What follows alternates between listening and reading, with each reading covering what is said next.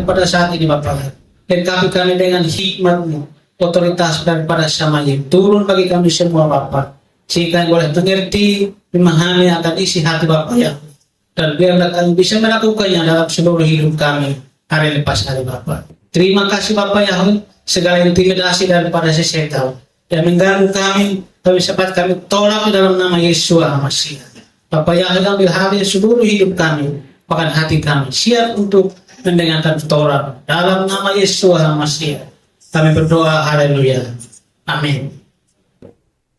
Sahabat Shalom, baik, kita akan bersama-sama mendengarkan Torah pada sore hari ini. Kita akan kembali membaca firman Bapa Yahweh dari Imamat pasal yang ke-23. Tadi kita sudah bacanya bersama, sekali kita akan membacanya dari Imamat pasal yang ke-23 ayat yang ke-26 sampai dengan ayat yang ke-32. Kita akan membacanya bersama-sama dalam hitungan ketiga. Imamat 23 ayat 26 sampai dengan ayat yang ke-32. 1, 3. Dan berfirmanlah Yahweh kepada Mose dengan mengatakan, demikian pula pada tanggal 10 pada bulan ke-7, itu hari penebusan, itu harus menjadi pertemuan kudus bagimu, dan kamu harus merendahkan dirimu dan mempersembahkan persembahan api-apian kepada Yahweh. Dan kamu tidak boleh melakukan pekerjaan apapun pada hari itu, sebab itulah hari penebusan untuk mengadakan penebusan bagimu. Sebab setiap orang yang tidak merendahkan dirinya pada hari itu, maka dia harus dilenyapkan daripada bangsanya. Dan setiap orang yang melakukan pekerjaan apapun pada hari itu, maka aku akan melenyapkan orang itu dari tengah-tengah bangsanya. Kamu tidak boleh melakukan pekerjaan apapun, suatu ketetapan untuk selamanya bagi generasi-generasimu di seluruh tempat tinggalmu. Itulah sabat perhentian bagimu, dan kamu harus merendahkan dirimu pada tanggal 9 bulan itu pada petang hari. Dari petang hingga petang kamu harus merayakan sabat. Demikian jawab bacaan bagi kita di petang sore hari ini. Sekali lagi, selamat shalom. Hari ini adalah hari yang diperintahkan oleh Bapak Yahweh untuk kita menyebutkannya. Kita harus bersyukur bahwa kita masih bisa diberikan kesempatan untuk kita melakukan Torahnya, itu merayakan hari-hari raya. Kita boleh bersyukur bahwa di tahun ini kita semua masih sehat, kita semua masih diberikan kemurahan, dan kita semua masih bisa hadir di tempat ini. Bapak Ibu yang saya kasih dalam Yesus Masih, hari ini adalah hari raya yang diperintahkan oleh Bapak Yahweh, yaitu hari Yom Kippur, hari penebusan atau hari pendamaian. Bahkan dikatakan bahwa hari yang paling kudus dalam setiap momen atau hari-hari raya. Bapak Ibu yang saya kasih dalam Yesus Masih, dari awal ketika Bapak Yahweh menciptakan manusia, bahwa salah satu kerinduannya adalah bahwa Dia ingin supaya ada persekutuan yang manis, ada persekutuan yang intim antara Bapak Yahweh dan manusia. Itu adalah kerinduan Bapak Yahweh. Dia mau supaya manusia itu hidupnya dekat dengan Bapak Yahweh, bahkan terjalin kasih yang luar biasa. Bapak Yahweh menginginkan bahwa manusia itu tidak bisa hidup tanpa Bapak Yahweh, sehingga dia mau supaya apa? Ada persekutuan, ada kedekatan antara manusia dan Elohim. Tetapi kenyataannya adalah bahwa manusia justru memberontak. Justru manusia itu malah melakukan sesuatu yang tidak dikehendaki oleh Bapak Yahweh.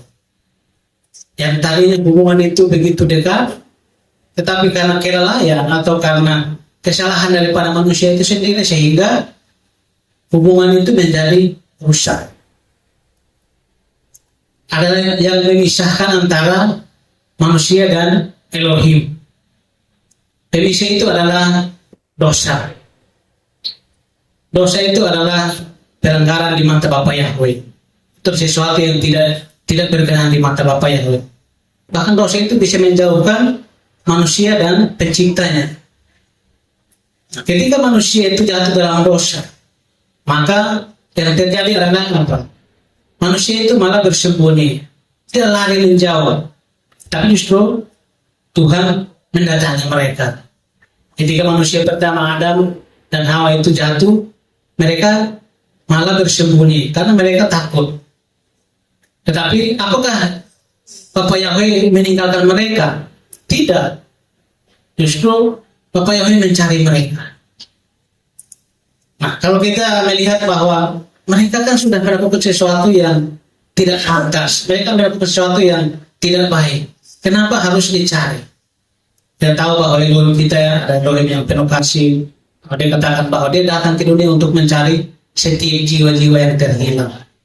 Itu karena kasihnya. Nah, ketika manusia melakukan sesuatu yang tidak berkenan di hadapan Bapaknya, tentunya menyakiti hati Bapa.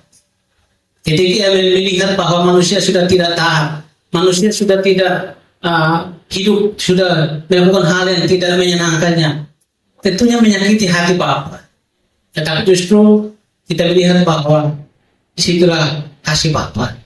Dia malah mencari mereka. Dia mau supaya mereka kembali.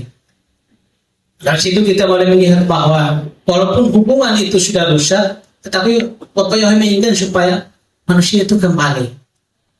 Nah, bagaimana supaya hubungan yang sudah rusak ini bisa diperbaiki? Kita tahu bahwa dalam waktu yang sangat lama, ketika manusia itu hidupnya sudah jauh daripada Bapa, sehingga Yesus sendiri harus datang untuk apa? Memulihkan hubungan itu. Yesus sendiri harus datang untuk apa? Menjadi jembatan penghubung antara Elohim dan manusia. Tetapi sebelum Yesus datang, sebelum ada penghubung, ada jembatan itu, sebelum tembok itu, jurang itu dirobohkan, maka Yesus pun bisa, manusia pun bisa datang, tetapi dengan cara yang berbeda. Bahwa harus ada yang dikorbankan, harus ada darah. Sehingga kalau kita melihat di hari kudus, di hari Yom Kippur ini, kita akan belajar mengapa hari itu dikatakan hari yang kudus. Bahkan mengapa hari itu suatu hari yang istimewa. Kita akan belajar tentang rahasia di balik daripada Yom Kippur itu sendiri. Bapak Ibu yang saya kasih dalam Yesus Al-Masih, hari Yom Kippur bahkan dikenal sebagai hari penebusan dosa atau hari pendamaian. Bahkan itu berlangsung selama 10 hari, yaitu setelah hari raya Rosh Hashanah. Yom Kippur itu berlangsung selama 10 hari setelah hari raya Rosh Hashanah. Bahkan Yom Kippur itu sendiri kadang diartikan atau diterjemahkan sebagai hari menebus kesalahan atau hari mengampuni atau hari memaafkan.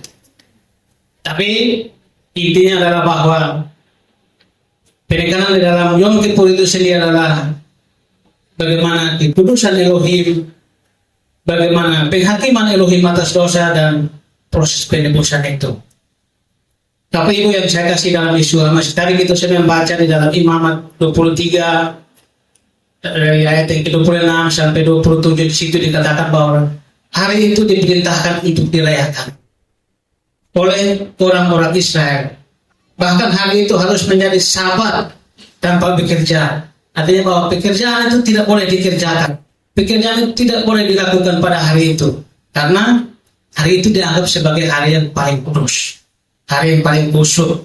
Sehingga ketika melakukan sesuatu pekerjaan di luar daripada apa yang diperintahkan itu, maka mereka harus dimusnahkan atau harus dihukum mati. Sehingga hari itu dianggap sebagai hari yang paling kudus, karena ditandai dengan bangsa itu harus merendahkan diri dan berpuasa. Nah, dari sini kita mau belajar bahwa apa yang dimaksud dengan penebusan dosa atau dengan pendamaian itu sendiri. Semua boleh kita melihat bahwa konsep yang diajarkan untuk penebusan itu adalah dasarnya daripada Torah, di mana dikatakan bahwa kejahatan yang dilakukan terhadap Elohim itu harus ditutupi. Jadi penebusan itu berbicara tentang kejahatan yang harus ditutupi agar keadilan Tuhan itu terpenuhi. Maka dengan demikian, maka ada kemungkinan daripada Bapa Yahweh untuk apa? Menunjukkan belas kasihan. Kita tahu bahwa Elohim itu Elohim yang kudus, sehingga ketika manusia itu melakukan dosa atau pelanggaran, maka konsekuensinya adalah hukuman. Maka dengan penebusan itu kita mengharapkan ada belas kasihan. Kita menginginkan supaya ada kemurahan daripada konsekuensi yang harus diterima oleh setiap orang yang melakukan kesalahan. Artinya adalah kita menginginkan, mengharapkan belas kasihan daripada Bapa Yahweh atas konsekuensi yang harus kita terima daripada dosa itu. Nah, Elohim adalah Elohim yang kudus. Artinya bahwa kejahatan tidak ada padanya. Bahkan dosa pun jauh daripadanya. Sehingga bagaimana supaya manusia yang berdosa bisa memiliki hubungan dengan Bapa Yahweh. Dan tadinya hubungan itu begitu dekat, tetapi karena akibat daripada dosa itu sendiri, maka menjadi terputus. Nah, bagaimana supaya manusia itu bisa kembali memiliki hubungan dengan Elohim? Maka caranya adalah bahwa dosa-dosa itu harus ditutupi. Karena bagi Elohim, dosa itu bukan sebuah pelanggaran yang kecil atau bukan satu hal yang kecil, tetapi adalah pelanggaran yang ketika itu dilakukan melanggar hukum-hukumnya, maka konsekuensinya adalah hukuman. Konsekuensinya adalah harus menerima hukuman itu sendiri. Maka penebusan itu sendiri adalah menutupi konsekuensi dan atau menutupi konsekuensi dari hukuman yang harus diterima. Maka pengorbanan darah adalah satu-satunya jalan untuk menebus dosa. Jadi untuk menebus dosa tentunya korban darah. Bahkan menurut Torah sendiri bahwa darah itu melambangkan kehidupan bagi makhluk hidup. Tetapi dosa adalah mengakibatkan kematian.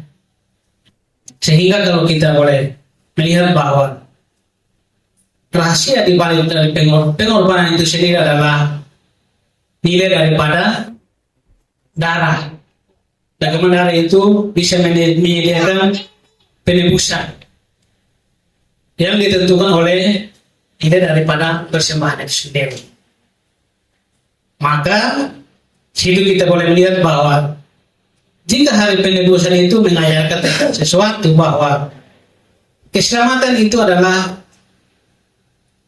satu-satunya cara di mana kita harus menumpahkan darah. Berbicara tentang keselamatan berarti tidak ada keselamatan tanpa penumpah darah. Tanpa pengorbanan darah berarti tidak ada penebusan. Maka karena Elohim adalah pihak yang merasa bahwa dia adalah pihak yang disakiti, pihak yang dihianati oleh manusia, maka Elohim sendiri akan menentukan bahwa apa yang dapat dia terima. Maka untuk menutupi kejahatan, karena upah dari kepala dosa itu adalah maut. Maka kita harus mengikuti apa yang Tuhan minta. Bapak Ibu yang saya kasih dalam Yesus Hamasiah,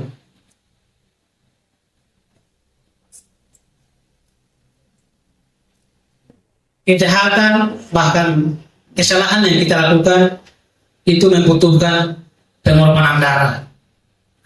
Bahkan hilangnya nyawa atau persembahan daripada binatang itu menunjukkan bahwa dosa itu mengerikan.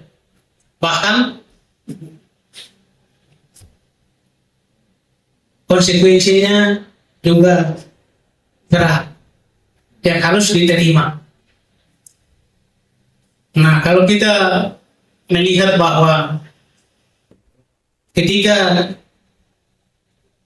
manusia yang berdosa, terus konsekuensinya adalah bahwa yang menanggung adalah seekor binatang yang tidak bersalah, bahkan yang dipersembahkan adalah mungkin itu adalah binatang kesayangan kita, tentunya kita akan merasa bahwa perasaan kita itu seperti apa. Sehingga itu mengingatkan bahwa harga daripada dosa itu adalah mahal yang harus ditebus. Bahkan harus membutuhkan nyawa. Sehingga itu boleh mengingatkan kita bahwa bagaimana kita harus hidup, bahkan bagaimana kita harus berperilaku, bagaimana kita harus menjalani hari-hari hidup kita. Kita tahu bahwa konsekuensi daripada dosa itu adalah hukumannya adalah hukuman yang sangat berat. Pada zaman Mose atau Torah, ketika umat itu melakukan kesalahan, maka binatang adalah sarana untuk bisa memperdamaikan antara manusia dan Elohim. Artinya bahwa ada yang harus dipersembahkan, ada yang harus dikorbankan. Maka tentunya itu kita akan merasa bahwa bagaimana yang dikorbankan adalah binatang kesayangan kita atau binatang yang mungkin kita anggap adalah sesuatu yang berharga, tetapi dia harus dikorbankan hanya untuk apa? Menebus dosa kita. Sehingga itu boleh mengingatkan kita bahwa betapa ngerinya daripada dosa yang kita lakukan dan konsekuensi yang harus kita terima. Tapi Ibu yang saya kasih dalam Yesus Hamasiah, nah kita mau belajar bahwa di mana hari Yom Kippur itu sendiri bagi bangsa Israel dikatakan bahwa hari itu di mana semua orang Israel akan mengetahui bahwa apakah dia akan diampuni dari setiap dosa-dosanya atau tidak. Di hari Yom Kippur itu bagi orang Israel, di mana mereka akan mengetahui apakah mereka akan diampuni dari dosa-dosanya atau tidak. Bahkan hari itu dianggap sebagai hari yang akan mereka itu bergantung sepenuhnya kepada tindakan daripada seorang imam besar, yaitu Kohen Gadol.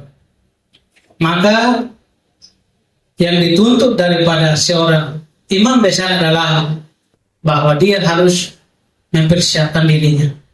Seorang imam besar sebelum melaksanakan tugasnya, maka dia dituntut untuk mempersiapkan dirinya. Bahkan dia harus menguruskan dirinya setelah hari raya Yom Teruah. Nah, seorang imam besar yang akan mempersembahkan, yang akan membawa kurban persembahan penghapus dosa bagi orang Israel, maka dia harus menguruskan dirinya. Bahkan dia harus mengaku setiap pelanggaran-pelanggarannya, dia harus mengakui setiap dosa-dosanya, karena dia harus dituntut untuk benar sebelum dia mewakili umatnya dalam mempersembahkan korban-korban di dalam ruang Maha Kudus. Jadi tanggung jawab atau tugas yang diemban oleh seorang imam besar adalah bahwa dia harus terlihat atau dia harus didapati hidupnya benar, hidupnya kudus, sebelum dia mewakili, sebelum dia membawa setiap persembahan daripada umat Israel pada saat itu.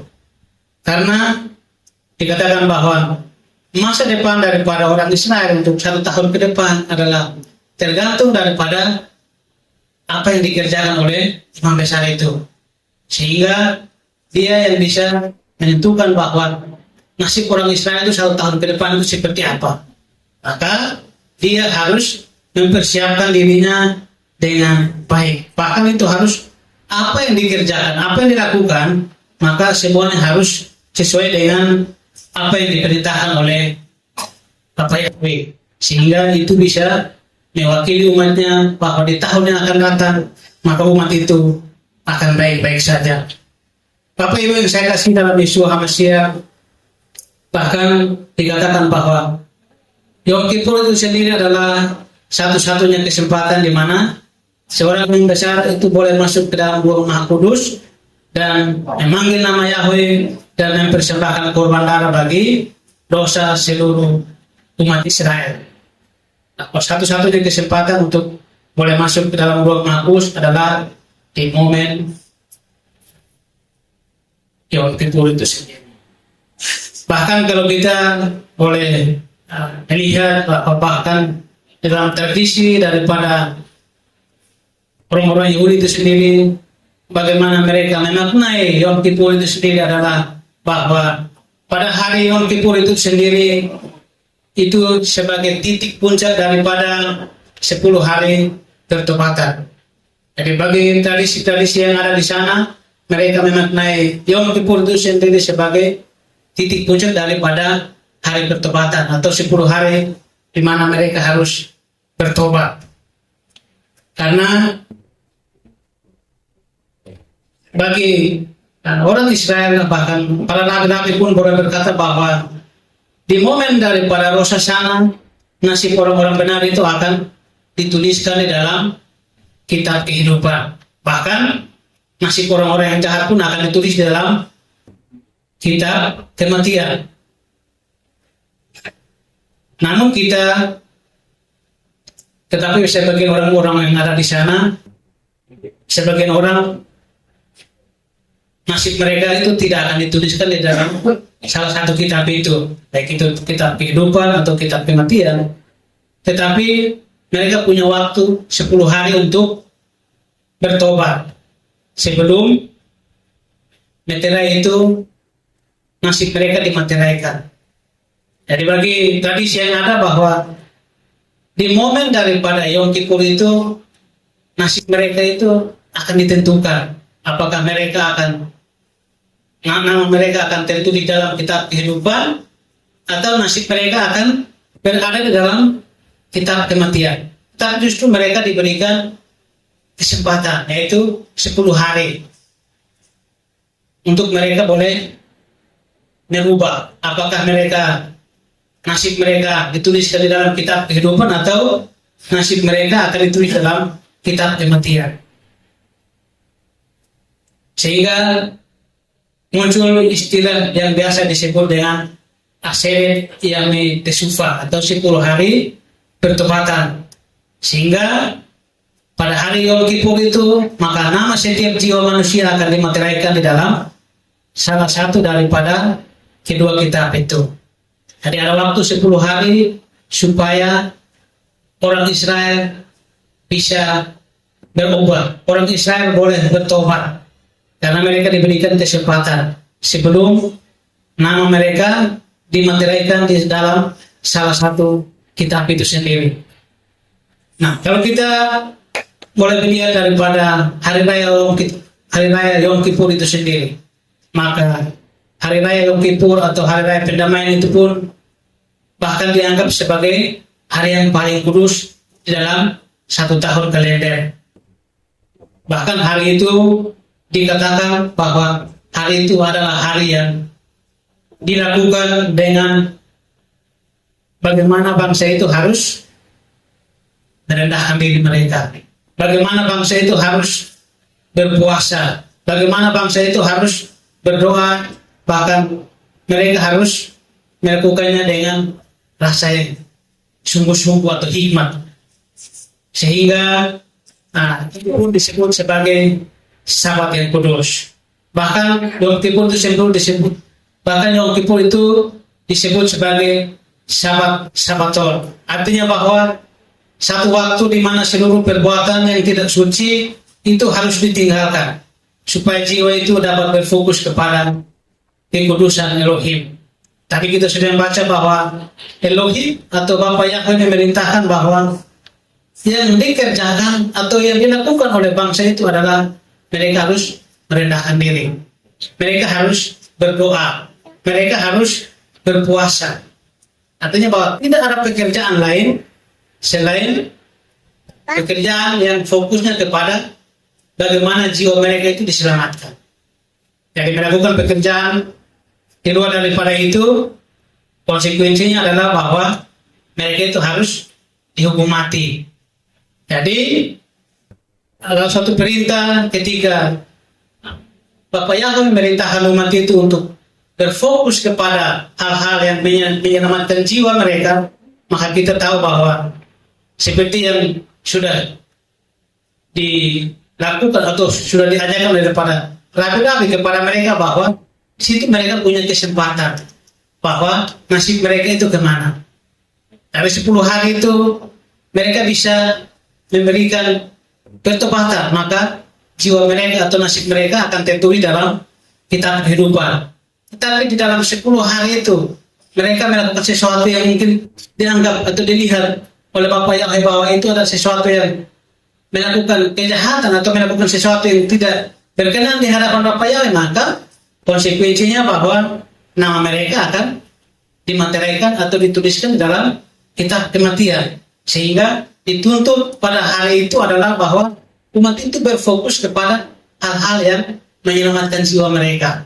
Fokus mereka adalah bagaimana mereka mau menunjukkan pertobatan mereka, sehingga mungkin belas kasihan itu bisa menjadi bagiannya. Nah, kita pun berharap bahwa di momen di hari ini kita pun seperti itu. Kita bukan hanya sekadar kita mau merayakan hari raya itu sebagai sebuah hari yang ya seperti perayaan yang biasa-biasa saja, tetapi kita pun merasa bahwa kita melakukan itu karena apa? Kita mau mendapatkan belas kasihan Bapak ya. Kita tidak mungkin rela untuk melakukan puasa dari kemarin hanya untuk dipuji, itu tidak mungkin. Hanya untuk dilihat, oh dia sedang berpuasa. Pasti tidak. Kerinduan kita adalah bahwa kita mau mendapatkan belas kasihan Bapak Yahweh. Kita semua adalah orang-orang yang dipandang oleh Bapak Yahweh adalah orang-orang yang tidak benar. Siapa di sini yang tidak melakukan kejahatan? Semua berdosa. Dosa yang baik itu lewat perbuatan, lewat pikiran, lewat tingkah laku kita. Sehingga di momen ini kita semua mengharapkan bahwa kita melakukan itu supaya apa? Ada belas kasihan daripada Bapak Yahweh dalam hidup kita, sehingga kita didapati berkenan. Sehingga mungkin kita boleh lahir untuk memasuki tahun yang baru, melewati tahun yang baru itu di dalam perkenanannya Bapak Yahweh. Kita tidak mau di mana kita menjalani hari-hari kita dengan keadaan yang sakit. Tidak ada yang mau untuk hari-hari itu dilewati dengan kesulitan atau dilewati dengan kesusahan. Kita semua pasti ingin hari-hari kita itu baik, hari-hari kita itu indah. Maka di momen inilah kita semua berharap, kita semua menginginkan bahwa kita mau mendapatkan berkenannya Bapak Yahweh, sehingga hidup kita, hari-hari kita di tahun yang baru itu di dalam perlindungan Bapak Yahweh, di dalam perkenanannya Bapak Yahweh. Bapak Ibu yang saya kasih dalam Yeshua HaMashiach, yang harus kita ingat bahwa keselamatan kita itu ada di dalam Elohim. Di luar daripada itu tidak ada keselamatan. Sehingga kita percaya bahwa perhentian akhir kita itu diberikan kepada kita di dalam Yeshua. Dia adalah imam besar kita yang mempersembahkan darahnya sendiri untuk mengadakan pendamaian dan bagi jiwa-jiwa di hadapan Bapa di atas kayu salib. Torah imam besar atau Kohen Gadol masuk mempersembahkan korban di dalam ruang Maha Kudus. Tapi kita yang percaya dalam Yesua, kita percaya bahwa lewat darah Yesua kita sudah diperdamaikan dengan Bapa Yahweh di dalam atau di atas kayu salib. Maka salah satu peranan daripada Yesua atau Kohen Gadol kita adalah bahwa dia sedang mempersembahkan pendamaian yang sesungguhnya bagi setiap dosa-dosa kita dengan mempersembahkan darahnya sendiri di atas kayu salib. Itu kita bisa membaca di dalam Ibrani pasal yang ketiga di dalam ayat yang ke-1 dan ayat yang kedua. Oleh karena itu, hai saudara-saudara yang kudus, yang menjadi mitra panggilan surgawi, pandanglah rasul dan iman pengakuan kita, Hamasya Yesua yang setia kepada dia yang telah menetapkannya sebagaimana juga Mose dalam keseluruhan baiknya. Tapi Ibu yang saya kasih dalam Yesua Hamasya, pentingnya korban darah, bahkan itu sangat penekanannya itu sangat kuat di dalam Torah, yaitu kalau kita membaca dalam Imamat yang ke-17 di dalam ayat yang ke-11 di situ dikatakan bahwa sebab kehidupan tubuh ada di dalam darah, dan aku telah memberikan darahnya kepadamu di atas mezbah itu untuk mengadakan penebusan bagi kehidupanmu. Sebab darah itulah yang mengadakan penebusan bagi kehidupan. Korban darah itu dituntut oleh Bapa Yahweh karena dosa itu sendiri. Bahkan dalam Ibrani 9 ayat 22 dikatakan bahwa dan hampir segala sesuatu disucikan dengan darah menurut Torah, dan tanpa penumpahan darah pengampunan tidak terjadi. Tidak ada pendamaian tanpa penumpahan darah. Maka pencurahan darah adalah inti daripada pendamaian sesungguhnya dengan Yahweh, karena tanpa darah pasti penebusan tidak akan terjadi. Yesua mempersembahkan tubuhnya sendiri untuk menjadi korban yang sempurna bagi dosa-dosa kita. Bahkan oleh darahnya yang tercurah, oleh kita didamaikan, kita ditebus total di hadapan Bapa Yahweh. Bahkan Rasul Paulus dalam 2 Korintus ayat yang ke-5, pasal yang ke-5 ayat 21 dikatakan bahwa sebab dia yang tidak mengenal dosa, demi kita seolah dia telah berbuat dosa, supaya kita dapat menjadi yang benar bagi Elohim di dalam dia. Bapak Ibu yang saya kasih dalam Yesua Hamasya, sistem pengorbanan hewan atau darah pada kitab Imamat, bahkan di dalam perayaan Yom Kippur itu sendiri, itu wujudnya sebagai bayangan daripada pengorbanan Yesua yang sesungguhnya untuk memperdamaikan kita dengan Bapa Yahweh. Kalau kita membaca di dalam Perjanjian Lama, situ dikatakan bahwa kurban-kurban itu hanyalah menutupi dosa-dosa. Tetapi di dalam Berita Dasar kita tahu bahwa Yesus adalah pendamai, penebus daripada segala dosa kita. Bahkan di dalam Ibrani 10 ayat yang ke-14 pun dikatakan bahwa oleh sebab satu korban dia telah menyempurnakan untuk selama-lamanya mereka yang ia kuduskan. Bagi orang Yahudi Mesiani, mereka menjalankan Yom Kippur itu sebagai jalan di mana mereka melakukan puasa. Mereka mulai melakukan puasa, bahkan mereka melakukan pengakuan dosa. Tapi tujuannya adalah bagaimana mereka mau menyamakan identitas mereka menjadi atau sama dengan bangsa Yahudi. Bahkan ada juga yang melakukannya dengan berpuasa, mereka melakukan pengakuan dosa dan tesufah. Tetapi kita percaya bahwa pengorbanan Yesua dan syafaatnya adalah segala yang kita butuhkan untuk pendamaian dengan Bapa di Samaim. Maka kita yang menjadi milik Yesus, kita percaya bahwa nama kita sudah dituliskan dalam kitab kehidupan anak domba. Bahkan di dalam Wahyu pasal 3 ayat yang kelima dikatakan, siapa yang menang, ia akan dikenakan jubah putih. Dan aku sekali-kali tidak akan menghapus namanya dari kitab kehidupan. Dan aku akan mengakui namanya di hadapan Bapakku dan di hadapan malaikat-malaikatnya. Yang menjadi pertanyaan adalah bahwa apa itu kitab kehidupan? Kita percaya bahwa kitab kehidupan itu adalah kitab di mana Bapa Yahweh mencatat nama dan kehidupan daripada orang-orang benar.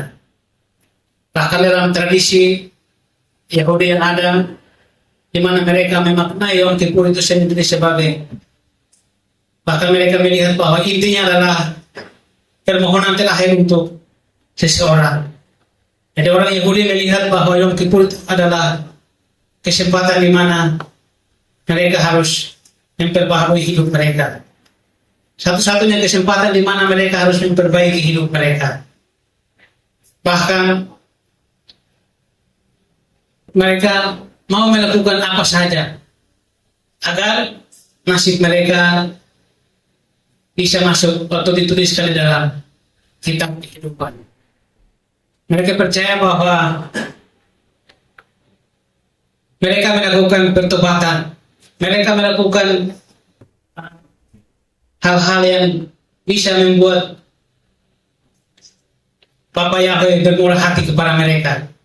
Sehingga di dalam momen daripada Yom Kippur itu sendiri, mereka melihatnya sebagai kesempatan terakhir untuk mereka bisa merubah penghakiman daripada Elohim itu sendiri dalam hidup mereka untuk tahun yang akan datang.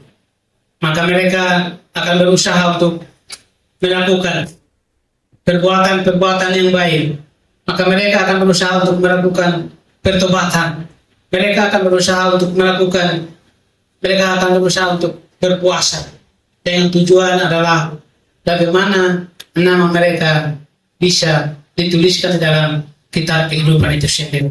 Sehingga di momen 10 hari sebelum materai itu nama mereka dimateraikan, maka mereka mau merubah keputusan itu, yaitu mereka menunjukkannya dengan pertobatan mereka. Mereka merubahnya dengan perbuatan mereka yang baik. Bahkan mereka melakukan hal-hal yang baik yang dipandang oleh Bapa Yahweh itu sebuah yang bisa mengubah keputusan itu dalam hidup mereka. Bapak Ibu Saudara yang saya kasih dalam Yesus Masiah, maka perbuatan-perbuatan yang bisa merubah keputusan Elohim itu dalam hidup mereka di hari Yom Kippur itu sendiri adalah teshuva atau pertobatan, tefillah atau doa dan sedekah. Itu adalah perbuatan atau hal-hal yang mereka kejar, yang mereka lakukan di hari atau di 10 hari sebelum Yom Kippur itu sendiri. Karena mereka ingin mendapatkan belas kasihan Bapa Yahweh. Mereka akan menunjukkan pertobatan yang sungguh-sungguh. Bahkan mereka akan melakukan doa dengan sungguh-sungguh. Bahkan mereka akan melakukan perbuatan baik itu dengan sungguh-sungguh. Tujuannya adalah supaya mereka bisa mendapatkan perkenan Bapa Yahweh. Bahkan nama mereka bisa dimateraikan di dalam kitab kehidupan. Bapak Ibu yang saya kasih dalam Yesus Masiah, kita sebagai orang-orang percaya di dalam Yesus Masiah, kita tahu bahwa pendamaian kita hanya ada di dalam Bapa Yahweh, di dalam Yesus Masiah. Kita sudah dinyatakan sebagai orang benar ketika kita percaya kepada Yesus Masiah. Bahkan Dia sudah memberikan nyawa sendiri sebagai penebus, sebagai pendamai, sehingga itu akan menjadi sebuah iman percaya yang harus kita pegang, bahwa tanpa pengorbanan Yesus kita tidak akan mendapatkan hidup yang baru atau hidup yang kekal. Tetapi melalui pengorbanannya, bukan hanya kita didamaikan, bukan hanya kita ditebus, tapi kita percaya bahwa nama kita pun sudah dituliskan di dalam kitab kehidupan. Kita percaya bahwa apa yang harus kita terima, segala kesalahan, segala dosa-dosa kita, bahkan segala pelanggaran kita yang kita sudah lakukan, sudah ditimpakan di dalam pribadi Yesus. Sehingga semua orang-orang yang sudah ditebusnya, maka mereka adalah benar-benar menjadi milik Yesus. Bahkan nama mereka sudah ditulis di dalam kitab kehidupan anak domba. Sehingga di momen Yom Kippur ini sendiri kita mau boleh bersyukur. Karena apa? Kita sudah memperoleh Gemar Khatimah Tofah, atau kita sudah memperoleh materi final untuk kebaikan di dalam kitab kehidupan anak domba. Karena Yesua, Mesias Yesua, karena Yesua adalah Mesias, Imam Besar Agung yang sudah melakukan pendamaian, bahkan sudah melakukan penebusan bagi dosa-dosa kita. Sehingga di momen ini, di kesempatan ini, kita juga harus, ini pun boleh mengingatkan kita bahwa harga daripada sebuah dosa itu adalah luar biasa ngedinya. Bahkan apa yang dosa yang kita lakukan itu pun dampaknya adalah sangat besar, di mana hutangnya harus dibayar dengan pengorbanan daripada Yesus itu sendiri, dengan tujuan untuk memeteraikan dan memulihkan hubungan kita dengan Bapa Yahweh. Sehingga itu menjadi mengingatkan kita supaya apa? Kita menjadi takut dan gentar. Kita mau bersyukur karena belas kasihan Bapa Yahweh. Kita semua boleh didamaikannya. Hanya kemurahan Bapa Yahweh. Kita yang seharusnya menerima setiap konsekuensi dari apa yang kita lakukan. Tetapi karena kasih Bapa Yahweh, Dia mau menjadi pendamai bagi kita. Bahkan Dia mau mempersembahkan darahnya sendiri untuk memperbaiki hubungan kita dengan Bapa Yahweh. Ini menjadi momen atau menjadi kesempatan bagi kita di hari Yom Kippur ini, di mana waktu untuk kita bisa memperbaiki hubungan kita dengan Bapa Yahweh. Di momen Yom Kippur ini adalah waktu di mana kita bisa memperbaiki hubungan kita dengan sesama kita. Mungkin di hari-hari yang lalu kita melakukan hal-hal yang tidak menyenangkan sesama kita, menyakiti hati Bapa. Tapi di momen ini kita memperbaiki semuanya. Kita percaya bahwa di hari inilah kita mendapatkan perkenanan Bapa ya. Bahkan di momen ini pun sebagai hari untuk kita boleh merendahkan diri di hadapan Bapa ya. Kita berpuasa. Seperti tadi saya katakan bahwa kita melakukan semua bukan untuk dilihat manusia. Kita melakukan semua bukan hanya untuk rutinitas, karena ini hari raya, sehingga kita melakukan semua. Tapi kita melakukan itu supaya kita bisa mendapatkan perkenanan Bapa Yahweh di tahun-tahun yang baru, di hari-hari yang baru, di hari-hari yang akan kita jalani. Kita percaya bahwa hari-hari itu bukan hari-hari yang mudah. Hari-hari yang akan kita lalui pun hari-hari yang sulit. Tanpa perkenanan Bapa Yahweh, kita tidak akan mampu. Kita tidak akan sanggup untuk melewatinya. Maka biarlah di momen Yom Kippur ini kita mau merendahkan diri di hadapan Bapa dengan kesungguhan kita, dengan suatu harapan bahwa kita mendapatkan perkenanan Bapa Yahweh. Yang pertama, kita boleh mendapatkan perkenanan dengan kita boleh memperbaiki hubungan kita dengan Bapa Yahweh, dan kita pun boleh memperbaiki hubungan kita dengan sesama kita. Maka di momen ini pun kita mau untuk merendahkan diri kita di hadapan Bapa Yahweh untuk mendapatkan perkenanannya untuk hari-hari kita yang akan kita lewati. Bahkan di sini pun di hari ini adalah kesempatan untuk kita boleh merendahkan diri supaya kita bisa mengetahui, kita bisa merubah kira-kira apa yang akan kita ubah dalam hidup kita, yaitu melalui pertobatan. Di hari ini pun kita boleh bersyukur bahwa Tuhan kita memberikan kita kesempatan untuk ada. Karena di hari ini pun kita punya kesempatan untuk kita bisa menyerahkan seluruh dosa-dosa kita kepada Bapa Yahweh dengan bertobat. Kita tahu bahwa dalam pikiran perbuatan kita pasti kita melakukan sesuatu yang tidak benar di hadapan Bapa Yahweh. Maka di momen ini kita mau merenungkan semua, bahkan kita mau bertobat di hadapan Bapa Yahweh.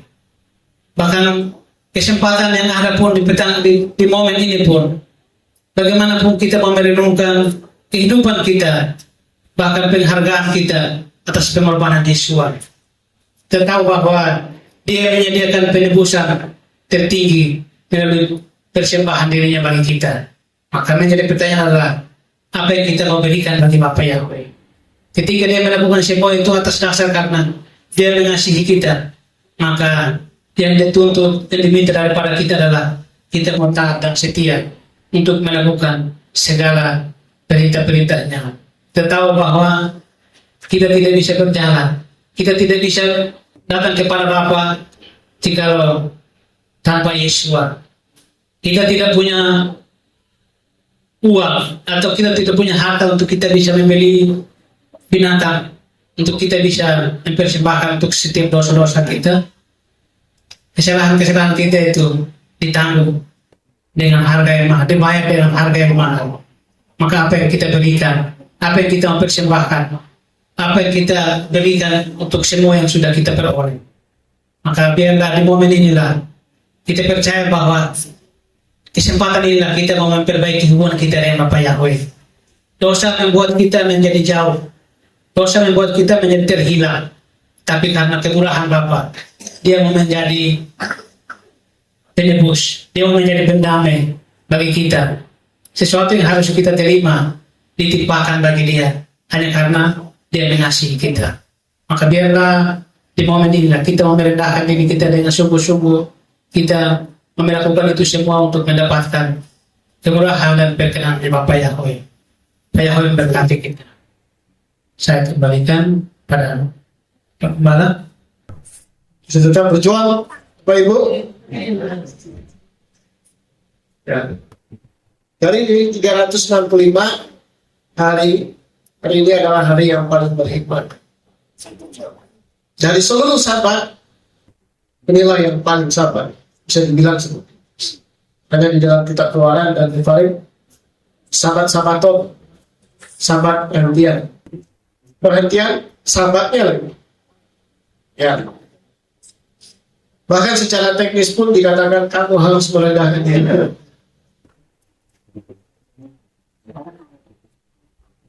Perkara merendahkan diri di hadapan Tuhan itu tidak bisa dilakukan Tuhan, hanya dirimu sendiri yang bisa melakukan. Free will, keputusan itu harus dari dalam diri kita dan dikerjakan dengan penuh sukacita, bukan tanpa dipaksa. Kalau ada orang yang tidak mau merendahkan diri di Yom Kippur, ya itu keputusannya dia. Ya, dia tidak mau berpuasa, dia tidak mau menyangkal diri, ya itu keputusannya dia. Dalam Islam para nabi hanya satu karena kondisi kesehatan. Ya, karena kalau dalam pengajaran para nabi itu mempertahankan kehidupan itu lebih tinggi nisbahnya daripada nisbah itu sendiri.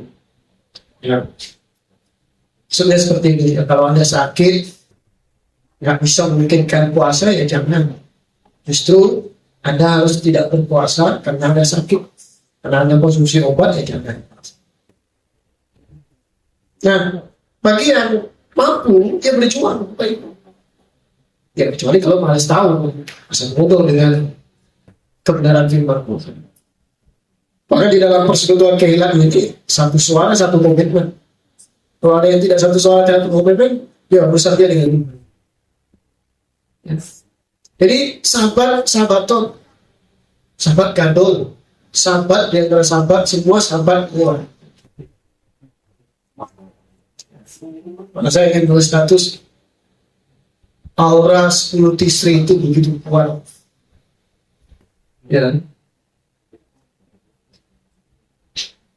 Kalau di Indonesia itu hampir sama kayak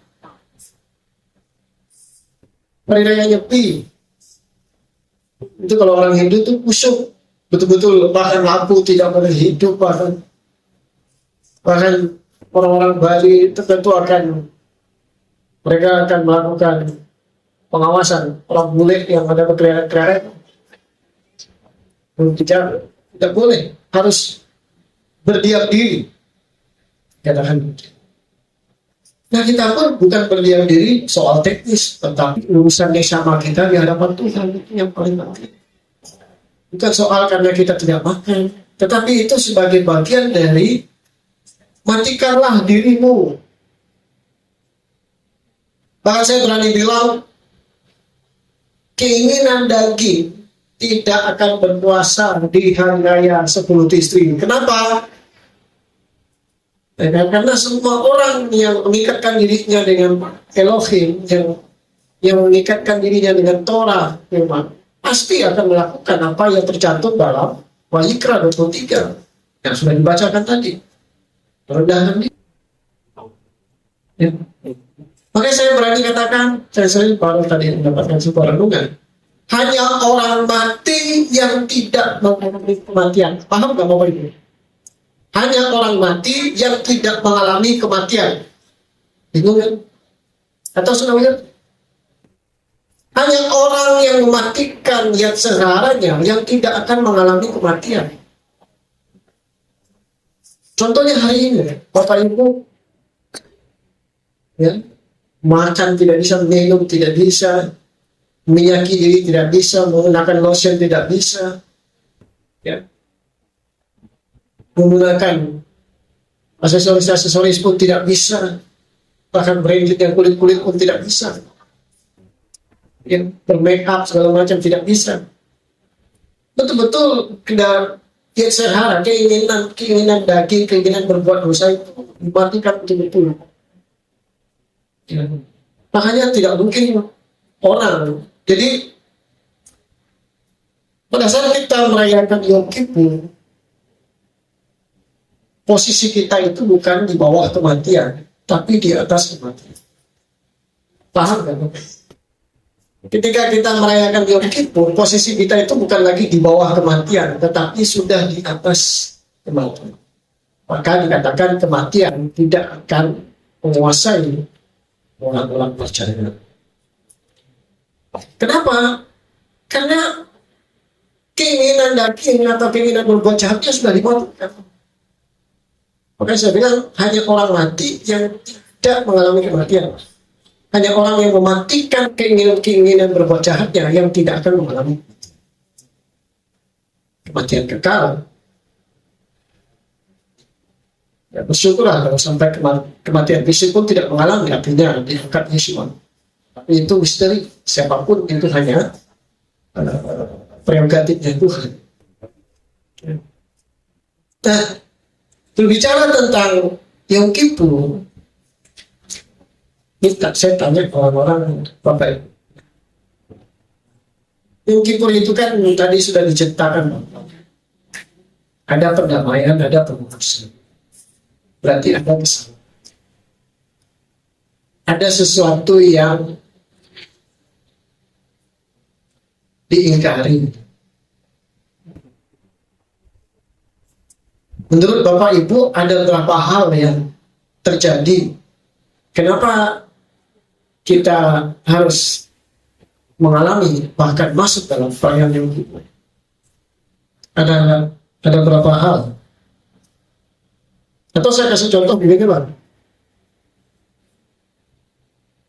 Kalau Bapak Ibu melakukan kesepakatan hukum dengan seseorang atau dengan janji dengan seseorang, ada beberapa hal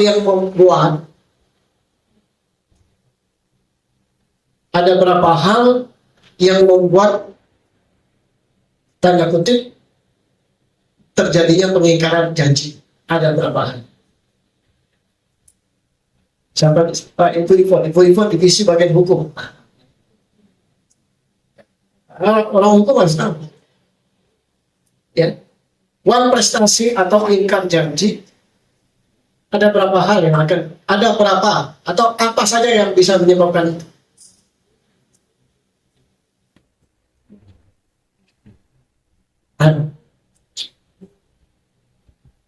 Kenapa bisa ingkar janji? Ingkar janji itu apa?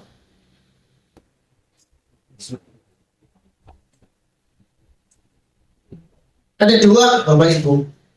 Yang pertama, tidak sesuai dengan kesepakatan.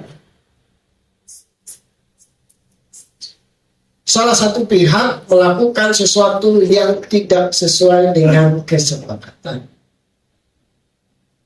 Dan yang kedua, salah satu pihak melakukan tindakan yang merugikan pihak yang lain.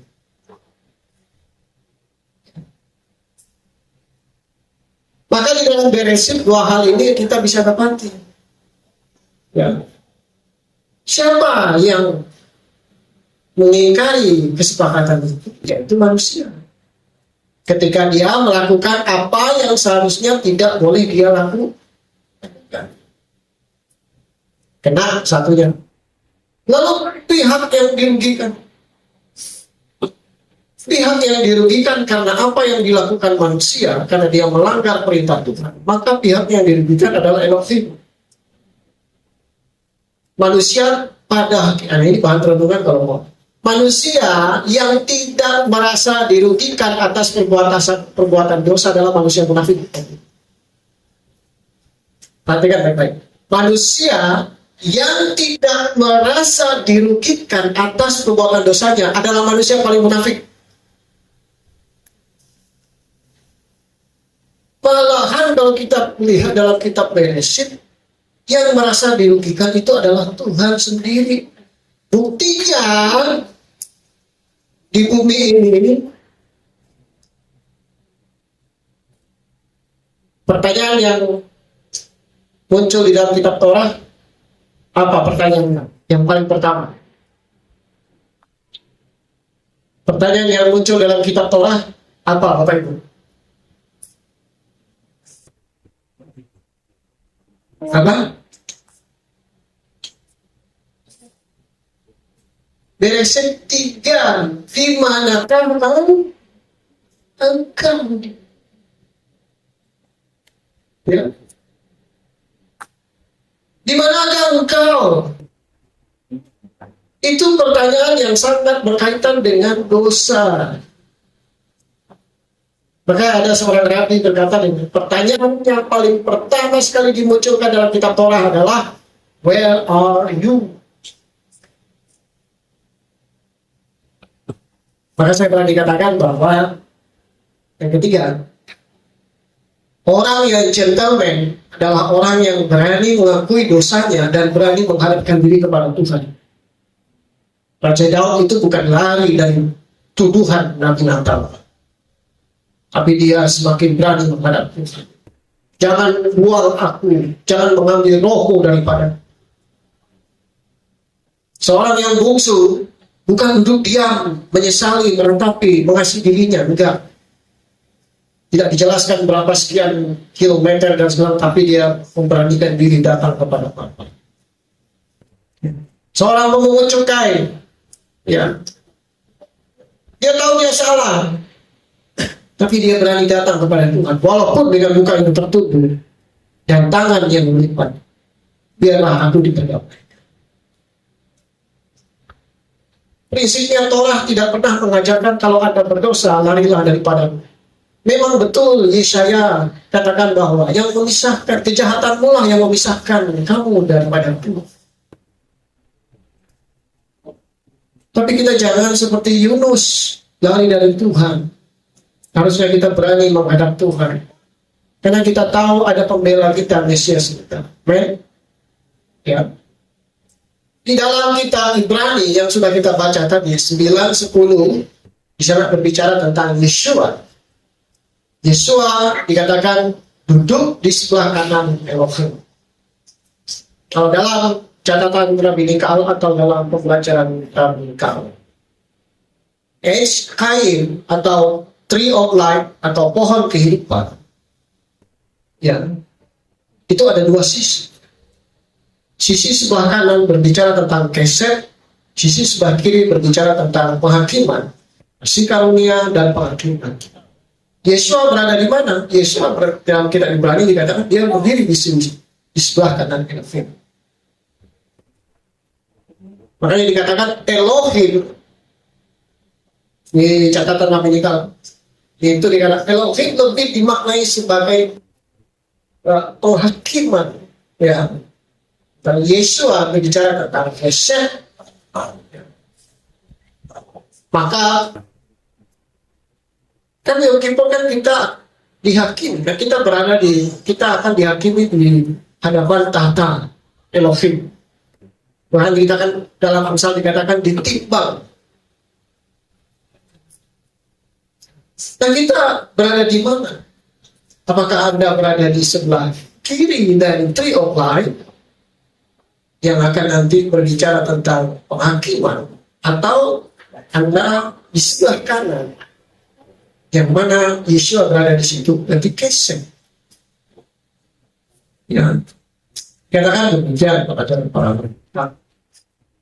Makanya kita dalam Ibrani itu, ya, kita memiliki Yesua HaMashiach, maka kita berani berkata lekai leye kata ya. Oleh Yesua Mesiasku yang dia mati dan bangkit, maka aku berani berkata namaku sudah tercatat dalam kitab kehidupan untuk selama-lamanya. Tidak ada pengharapan kita selain daripada hanya di dalam milik Mesias Yesua. Jadi Bapak Ibu, hari ini harusnya setiap kita, mulut kita harus berani menjawab pertanyaan Tuhan. Pertanyaannya apa? Ya, dalam kitab Torah tadi dikatakan, di manakah engkau? Ya. Di manakah engkau? Anda harus berani jawab. Ya, apakah bersembunyi dalam dosa? Atau dengan kerendahan hati menghampiri tahta Tuhan, memohon kasih karunia sehingga dia berbelas kasihan dan berbuah. Maka Daud katakan hapuskanlah utang darah. Dalam perumpamaan juga tentang utang. Matius pasal 56. Yesua menetapkan standar yang tidak mungkin manusia bisa lampaui. Apa itu Bapak Ibu? Hendaklah engkau sempurna sama seperti Bapamu di surga sempurna. Tidak ada manusia manapun yang mampu melampaui standar. Makanya saya katakan Yesua adalah satu-satunya manusia yang berani menetapkan standar moral yang paling tinggi.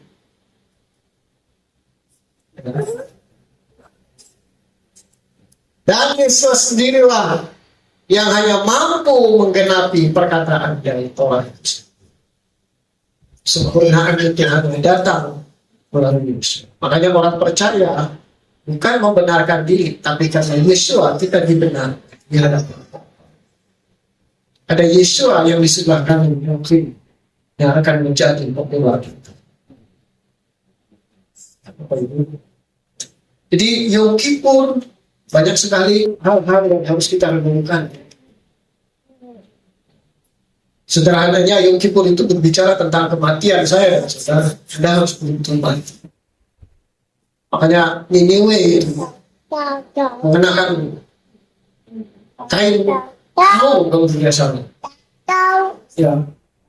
Kain kabung itu dalam bentuk kayak kain karung, karena kain itu yang memang kain yang paling hina, kain karung. Ya, bukan karung yang plastik kayak di sini. Itu plastik itu sudah menggunakan teknologi. Macam-macam dulu tuh kulit-kulit kayu yang dipilih-pilih, nah ini jadi karung. Ya. Bahkan orang berduka itu, ya, oleskan kepalanya dengan abu, tangannya buka. Seperti Ayub katakan. Nah, Bapak Ibu yang dikasih Yesus HaMashiach, ya. Pesan yang prinsipnya adalah Yom Kippur itu adalah ada satu kesempatan bagi orang untuk beroleh kehidupan.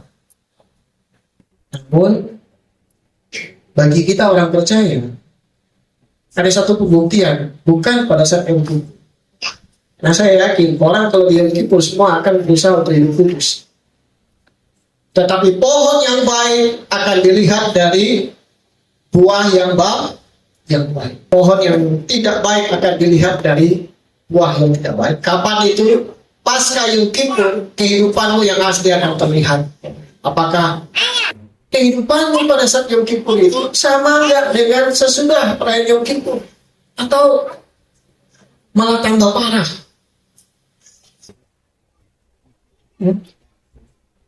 Ada yang namanya dosa kesenangan. Tahu dosa kesenangan? Dosa yang tidak bisa dilepas, saking senangnya dia. Susah untuk dilepas. Ya, makanya setan katakan, ya masalah kamu datang kepada Tuhan, penting jangan jauh-jauh. Di situ balik ke sama saya lagi ya. Nggak apa-apa kamu datang ke Yom Kippur, kamu datang minta maaf, nggak masalah. Yang penting setelah itu, balik lagi.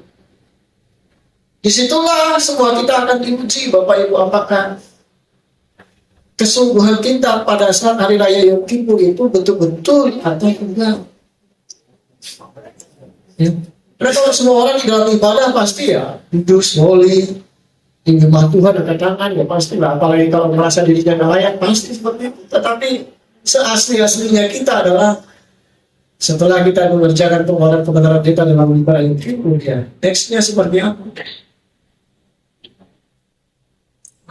Itu free will Bapak Ibu. Itu kehendak bebas. Kalau Anda paham, kalau Anda detail melihat sidur tadi, tentu Anda akan muncul nggak ada dalam pertanyaan. Saya nggak berbuat zina kok. Ngapain saya juga mengaku dosa? Ya. Saya nggak membunuh orang. Saya nggak meninggalkan nama orang-orang. Apa saya harus mengucapkan itu?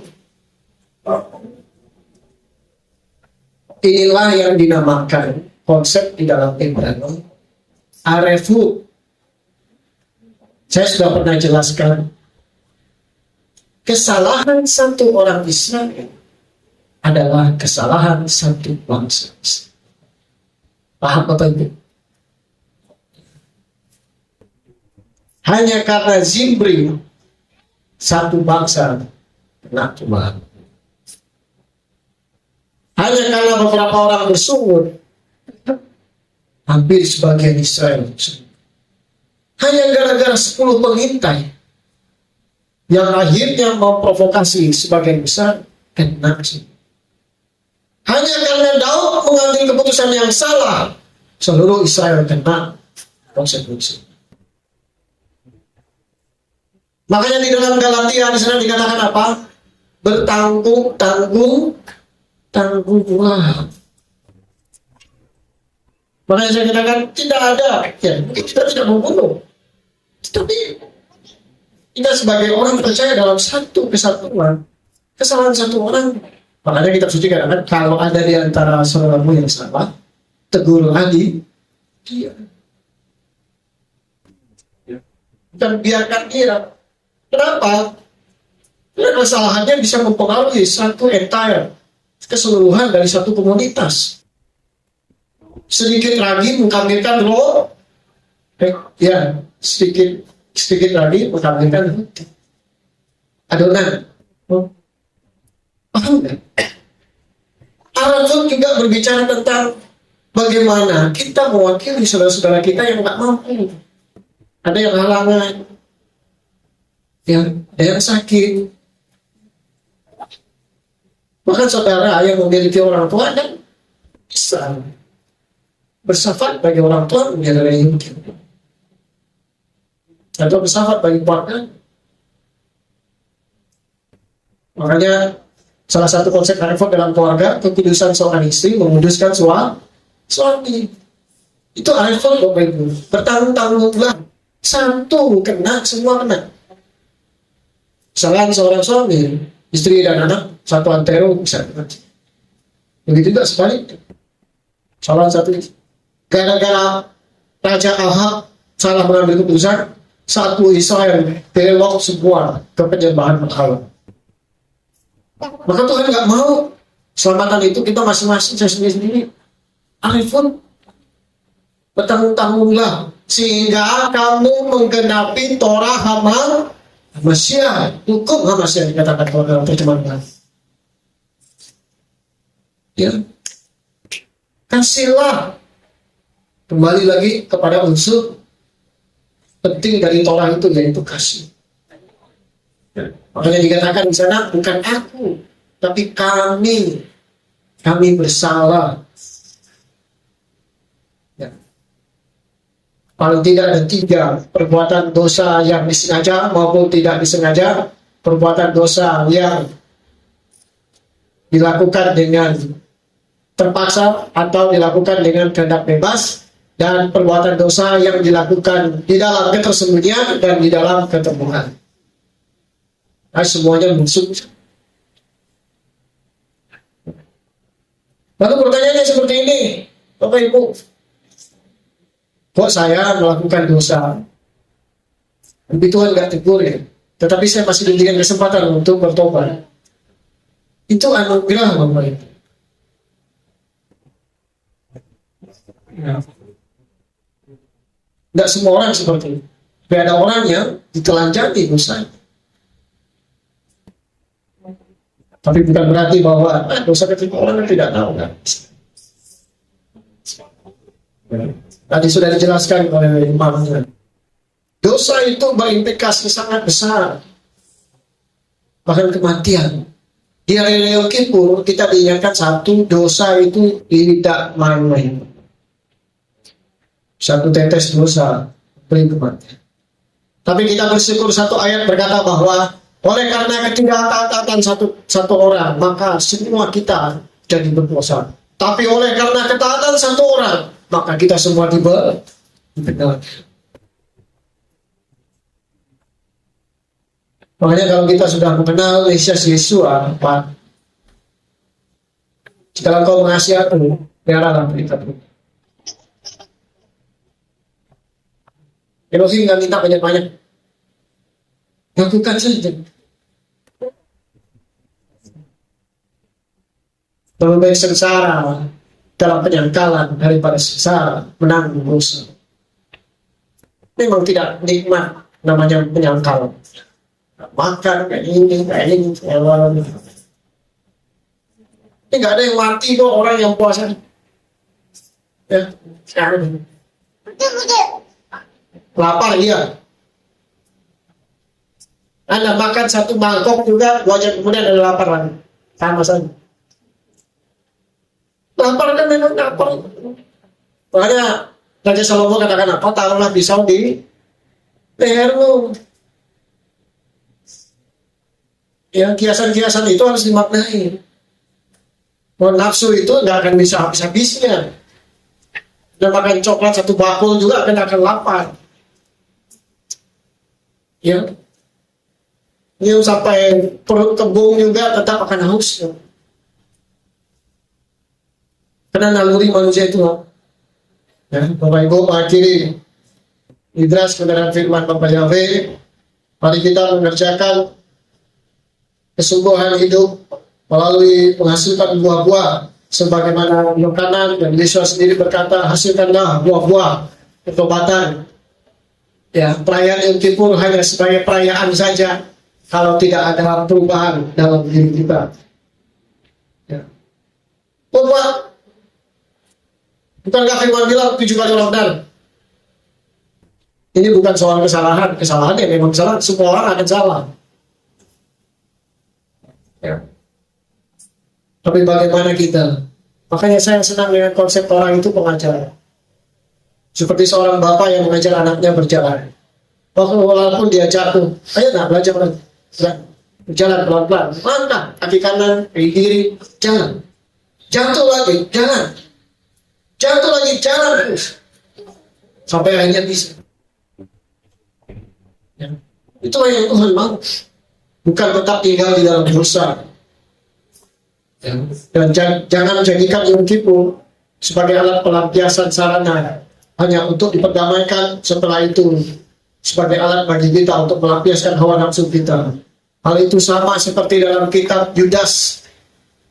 Mereka adalah orang-orang cemar yang menyalahgunakan kasih karunia Elohim untuk melampiaskan hawa nafsu mereka semata.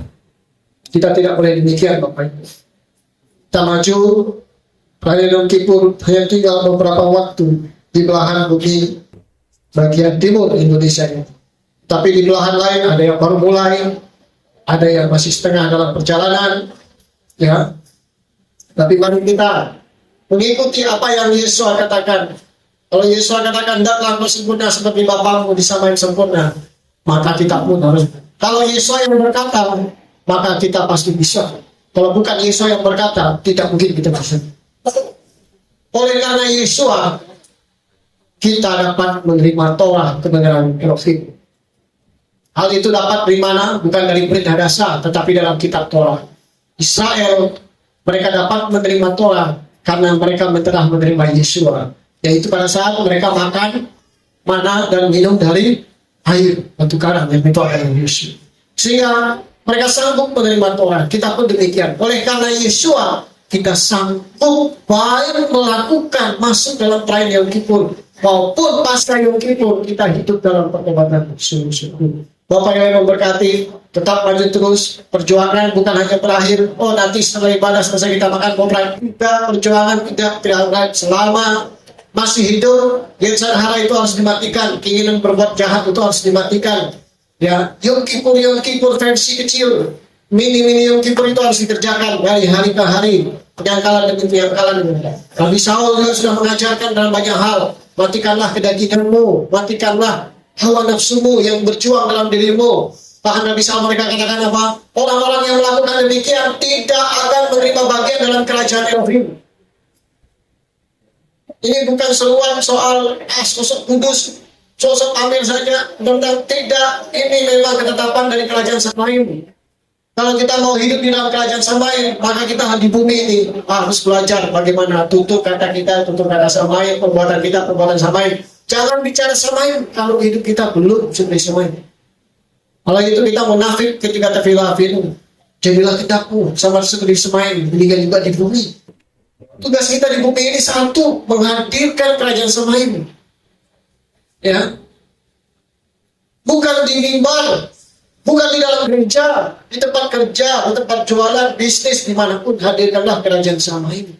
Itu perintah berita dasar Injil yang paling sederhana. Di tafilafin itu sudah jelas terangkum semua.